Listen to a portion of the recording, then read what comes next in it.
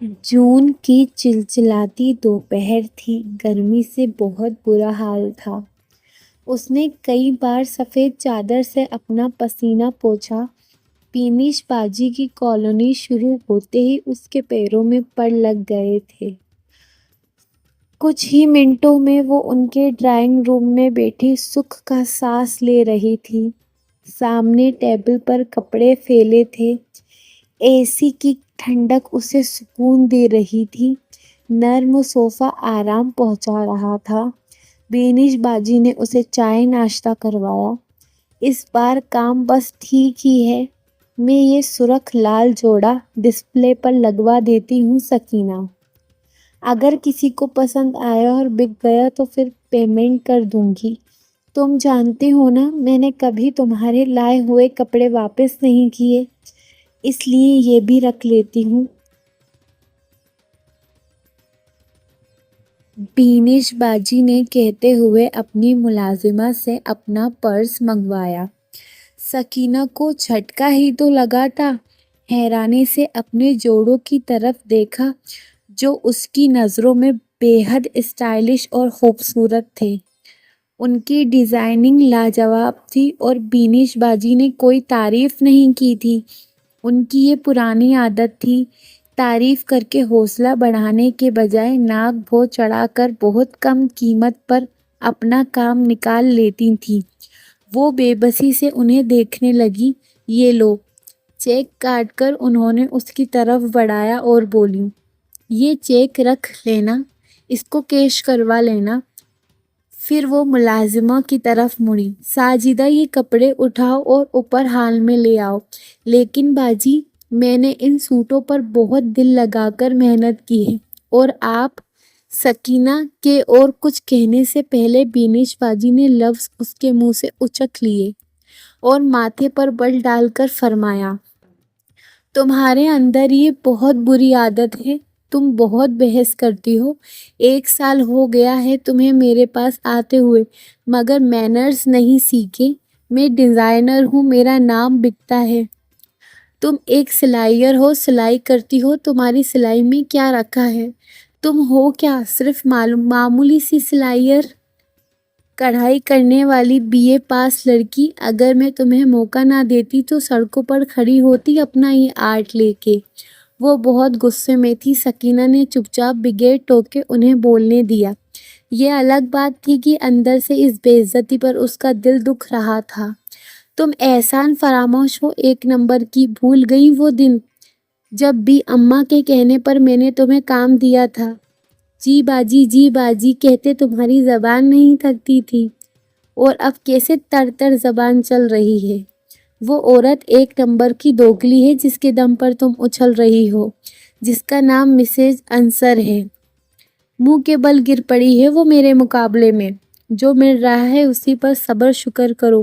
باجی نے بے مروتی کے سارے ریکارڈ منٹوں میں توڑ دیے۔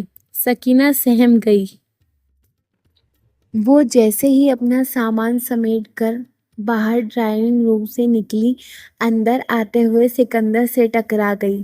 سوری۔ ہیلو مس سکینہ، کیسی ہیں آپ؟ کہاں رہتی ہیں آج کل؟ تو نظر ہی نہیں آتی۔ کتنی بار کال کر چکا ہوں، خیریت تو ہے نا؟ سکینہ نے بچ کر گزر جانا چاہا۔ وہ تو گوند کی طرح چپکو نکلا۔ وہ بینش باجی کا اسسٹنٹ تھا، انہیں ہر بات کی رپورٹ دیتا تھا، ورکرز تلاش کرنا وغیرہ اسی کی ذمہ داری تھی۔ سکندر کی چھوٹی بہن سکینہ کی کلاس فیلو تھی۔ ابھی کچھ دن پہلے جب ابا کی دوسری شادی اور اماں کی اچانک بیماری نے سکینہ کو گھر سے نکلنے پر مجبور کر دیا تھا، اس کے ابا ٹیلر ماسٹر تھے۔ اپنے الگ رہنے کے بعد وہ مشکل سے ہی گھر آتے تھے، اور اب تو جیسے آنا ہی بھول گئے تھے، کوئی رشتہ ہی انہیں یاد نہیں تھا۔ دوسری بیوی ان کی ایک بوٹیک کی مالک کی بہن تھی، جس سے شادی کے بعد وہ وہیں ان کے گھر شفٹ ہو گئے تھے۔ سکینہ اور اس کی ماں پر تو دکھوں کا پہاڑ ٹوٹ گیا تھا۔ سکینہ کو سکندر کی بہن نے اپنے بھائی سکندر سے ملوایا تھا، اور سکندر نے اسے بینش باجی سے ملوایا تھا۔ کیسی ہو کے جواب میں وہ اتنا ہی کہہ سکی، ٹھیک ہوں۔ اور کیسی ہوں؟ جیسی نظر آ رہی ہوں ویسی ہی ہوں۔ سکینہ کا لہجہ روکھا تھا۔ خیر دیکھنے میں تو اچھی ہی ہو، مگر آج موڈ اچھا نہیں لگ رہا تمہارا۔ یقیناً بینش باجی نے کلاس لی ہوگی۔ وہ ایک آنکھ مچکا کر شرارت سے بولا۔ اسے زہر لگ رہا تھا اس کا بولنا، نہ چاہتے ہوئے بھی آنکھیں بھیگنے لگی۔ باجی نے جی بھر کر بے عزتی جو کری تھی اس کی۔ میں نے کیا کیا ہے آخر؟ جب بات کرتا ہوں پتھر مار دیتی ہو۔ وہ اس کے ساتھ چلتے ہوئے شکایت کرنے لگا۔ جب فون کرتا ہوں بند کر دیتی ہو۔ میں تو خود یہاں ملازم ہوں۔ وہ جو آپ کے ساتھ سلوک کرتی ہیں، خون کا سا گھوٹ پی کے رہ جاتا ہوں۔ میں نے کتنی بار کہا ہے کسی اور بوٹک پر بات کرا دیتا ہوں، مگر آپ نے دھیان ہی نہیں دیا۔ مجھے آپ کی مہربانی کی ضرورت نہیں ہے۔ وہ اپنے پلو سے آنکھیں صاف کرتے ہوئے بولی۔ چہرہ سرخ ہو رہا تھا اس کا۔ سکندر پریشان ہو گیا، پھر دکھ سے بولا، مانتا ہوں کہ بینش باجی کو خبردار رکھنا میری ڈیوٹی ہے، لیکن اس کا یہ مطلب نہیں کہ جس بات کا تعلق میری ذات سے ہے اسے اگنور کر دوں۔ وہ ناانصافی کرتی ہیں جبکہ تمہارے ڈریس شاندار ہوتے ہیں۔ میں نے کتنی بار کہا ہے تمہیں کہیں اچھی جگہ بات کروا دوں، مگر تم راضی ہی نہیں۔ اندر تبریز عالم ہے۔ کہنے کو وہ بینش باجی کی کزن ہے، لیکن ان کے اندر انسانیت ہے، اچھے اخلاق ہیں۔ تو میں کیا کروں؟ وہ جھٹکے سے بولی اور آگے بڑھ گئی۔ وہ اسے جان چھڑانا چاہتی تھی۔ میں چھوڑ آتا ہوں نا گھر، وہ بے بسی سے بولا۔ 6 مہینے سے یہ لڑکی سکندر کے دل میں بسی ہوئی تھی۔ اس نے اپنی ماں سے ڈھکے چھپے لفظوں میں سکینہ کا ذکر کیا تھا، اپنی پسند بھی بتائی تھی۔ شروع میں تو انہوں نے اعتراض کیا، اسے سمجھانے کی بھی کوشش کری، پھر بیٹے کے آگے ہار مان لی۔ میں خود جا سکتی ہوں۔ وہ اس کا خلوص اس کے منہ پر مار کر چل دی اور سکندر اس کو جاتا دیکھتا رہا۔ واہ بھائی، اس دفعہ تمہارا کام زبردست ہے، کپڑے کی کوالٹی بھی اچھی ہے۔ پورے 15 دن بعد وہ پھر ان کے ڈرائنگ روم میں بیٹھی تھی۔ بینش باجی کے بھائی اور ان کے شوہر بھی وہاں موجود تھے۔ دونوں ایک ایک ڈریس کو اچھے سے جانچ رہے تھے۔ ویری نائس، انہوں نے خود کو بہت امپروو کیا ہے، اپنی پرسنالٹی بھی نکھاری ہے۔ پہلے تو یوں ہی سی تھی، بینش کے بھائی آصف نے تعریف کی۔ اس پر بینش اور ان کے شوہر نے زوردار کہکہا لگایا۔ وہ سمجھ نہیں پا رہی تھی کہ اس کا حوصلہ بڑھایا جا رہا ہے یا اس کا مذاق اڑایا جا رہا ہے۔ بھائی ہم نے ہی تو اسے اس قابل بنایا ہے، شیشے کو ہیرا بنا دیا۔ بینش باجی نے اس کی ترقی کا سارا کریڈٹ خود لیا۔ سکینہ کے دل کو ان کی باتیں چھید رہی تھیں۔ مشکل سے ضبط کیے بیٹھی تھی۔ باہر تیز بارش ہو رہی تھی اور وہ اندر ہی اندر بھیگ رہی تھی۔ یہ کیسی عزت کی جا رہی تھی اس کی؟ جی چاہ رہا تھا بارش کی پرواہ کیے بغیر یہاں سے اٹھ کر بھاگ جائے۔ کل ہی تو بینش باجی نے آج کھانے کی دعوت دی تھی اسے، اپنے ساتھ کھانا کھانے کی، اور یہ بھی کہا تھا کہ ڈنر کے بعد وہ اسے اپنی کار سے گھر بھجوا دیں گی۔ ان کے بہت زور دینے پر ہی وہ اتنے خراب موسم میں گھر سے نکلی تھی۔ بس بہت ہو گیا مذاق، اب کام کی بات ہو جائے۔ سکینہ میری بات غور سے سنو، 15 ڈریسز کے پیسے میں تمہیں دے رہی ہوں، لیکن باقی 15 کے دبئی سے آنے کے بعد دوں گی۔ بینش باجی کی بات سن کر سکینہ اچھل پڑی۔ اسے یقین تھا کہ آج سارے پیسے مل جائیں گے، لیکن وہ اسے لٹکا رہی تھی۔